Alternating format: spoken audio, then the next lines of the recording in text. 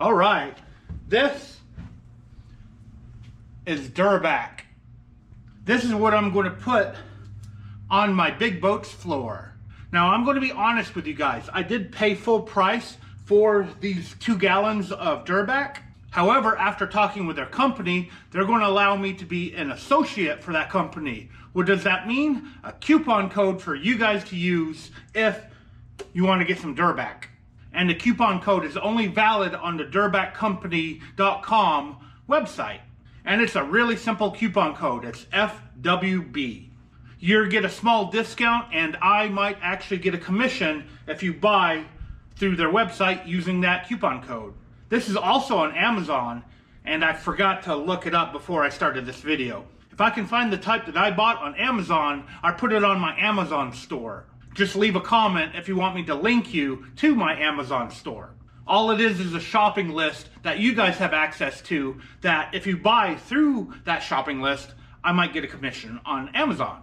Now I'm going to show you guys how to put it on the boat properly, on the floor or your truck bed or whatever. Now I'm going to say this, I'm not a professional, so I might actually make mistakes when I do this. Thankfully, if you're subscribed to my channel, you get to see how this works out in the future, if it starts peeling or doing anything bad on the boat. However, I do think I've done a good job at doing what you're supposed to do to make this stuff work. Now, quick overview, what they told me is you can put it on top of paint or bare metal.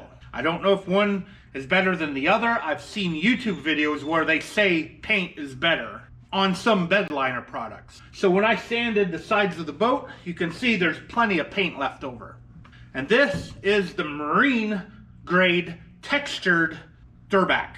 They told me that when you're sanding the surface, which you have to sand the surface, you need to use 80 grit sandpaper for textured and 100 grit sandpaper if you're using the smooth version of this. Now, the sanding that I've done to this boat has been a 3-step process. I started out with a polishing and grinding wheel, 80 grit, just like this one. And that's what most of the damage you see on the side of the boat is from this. I used this on all the metal. And then I went over it with a hand sander, which is also 80 grit.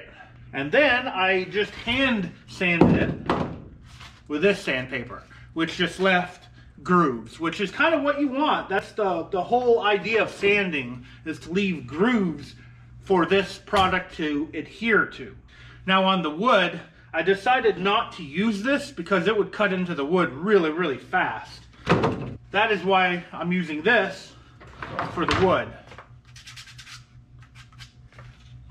And I'm going to go over this again because I want to make sure the wood is sanded really good because it feels different than the metal. So it might be an idea just to sand multiple times.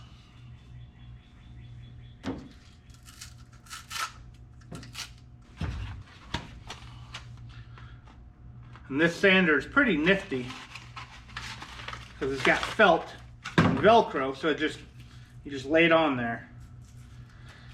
However, getting it back off, as you just saw, can be problematic. I'm going to go ahead and sand all this wood down again with my hand sander, which is getting stuff everywhere because this is probably full.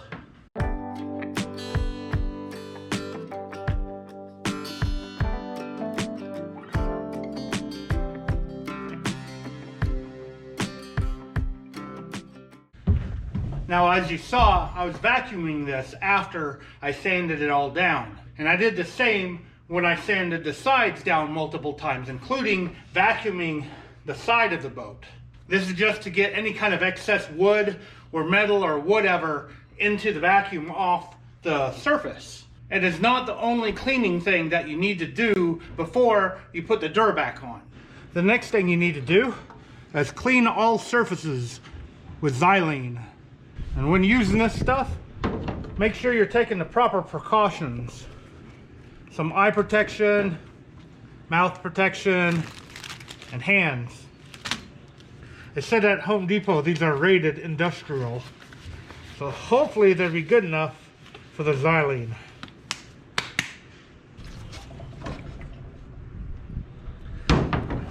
start cleaning with it all surfaces. Now once everything's cleaned up with Xylene, it's time for the Durabak. Now when you buy Durabak directly from the company, they give you these rollers. I think these are only for the textured ones because these rollers are kind of textured. It allows you to roll the Durabak on. These are a 4-inch version, and I think they sell a 9-inch version. This handle I had to buy myself. I also have a couple of paint brushes because there are spots on this boat that the roller is just not going to get into. Now after I open this, I'm going to have to stir it. And I got a special stirrer for that. Of course I got to get these clamps off somehow first. Looks like I got to put a screwdriver in it and bend it to the outside to get it off. And you can see here, I got a paint stirrer that goes in a drill. Open it up.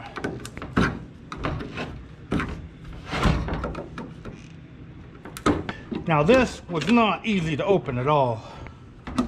Wow.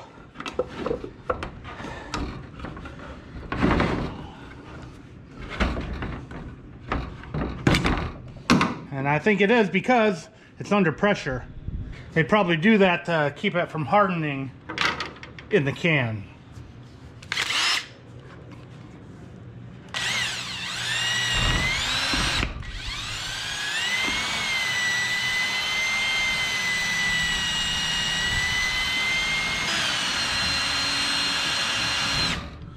Now once it's mixed, you have a limited amount of time to use it. So you need to try to get everything done in a couple of hours.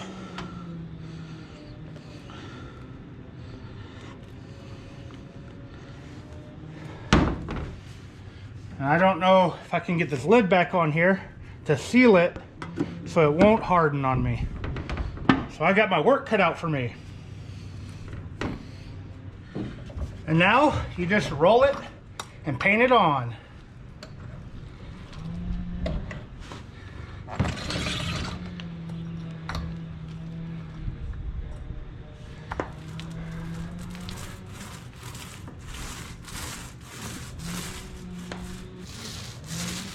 Like that. Now as a quick update, I've gone through most of the first gallon of Durabak, and it's done the front and the sides almost all the way to the back, and some of the floor. If I stretch it, I might be able to do the entire floor, at least the part of the floor I want to do today. It is rolling on thinner than I thought it would, which means I'm going to have to do a second layer. Thankfully, I think I can do it with that other gallon of Durabak, which I'll have to do in the future once I've got this round done. It does take a few days to cure. Now, these rollers, they do last a while, but you know, it's an aluminum boat, so it cuts it over time and it gets soaked over time, making it harder to roll the stuff on. So I've already gone through 2 of the 4 that was given to me with the 2 gallons of Durabak. So if I want to do a second layer, I'm probably going to have to order some more. I might order the 9-inch ones. And when I do a second layer, all I'm going to do is the floor. I'm not going to worry about the sides. The paintbrush has been helping as well. It's helping get into the nooks and crannies that you can't get in with the roller. I'm going to go ahead and continue on and show you guys what it looks like once I've got this first round done. All right, there we go. Starting to look like a nice boat now. And I've got bed liner all over me. I just spent 20 minutes trying to get it off me and haven't got it all off me yet. I will say this, it's not as thick as I wanted it to be. And I think the only way to get it thicker is just to do multiple layers. And since I have a whole gallon left over, I should be able to do a second layer that's a lot more thick. I'll be able to fill in these cracks maybe. Hopefully I'll be able to hide the metal flashing that's on the corner of each rib. and maybe hide the fact that there's a wooden floor in here. Although most people will notice because a wooden floor is a lot more quiet than a metal floor. Slowly but surely, my guide boat here is coming together. Now I know I ran out of the Durabak, that 1 gallon, and I don't want to open up the other gallon. And the reason why I'm not all the way to the back of the boat is because there's a lot of work that needs to be done on the back. I'm going to try to get a couple of side benches installed. I got to get the motor installed. And then I'm going to create a hatch and metal over the back of the boat. That way I can install the multi-bars and have the gas tank area covered. At some point, I'm going to get a 22-gallon Moeller inboard tank to put in the back of the boat. However, nobody has any in stock right now, so I'm just going to use a 12-gallon normal tank that I'm going to have in the back just to make sure everything's working right. And once all of that is done back there, then I'm going to go back, do a second layer up here of this stuff, and then finish the back with that gallon of Durabak. Now hopefully you guys learned something new on this video and maybe have learned about a new product. Durabak told me that they're a word-of-mouth company, which means they don't really advertise that much. And if I do a Google search for bed liner or floor liner or anything related to a truck bed liner, Durabak is not on the Google search. Maybe as an Amazon advertisement, but all the other bigger brands that advertise like crazy, they show up first. And I think they're correct about it because I learned about Durabak via word of mouth myself. I tell you what, it isn't cheap, but I don't know. I'm hoping it's going to be worth it. I guess you and me will find out if it's worth it. Now I want to thank you guys for taking your time out of your day to watch my video. I really, really appreciate it. Thanks again for watching. Hope to see you guys next time.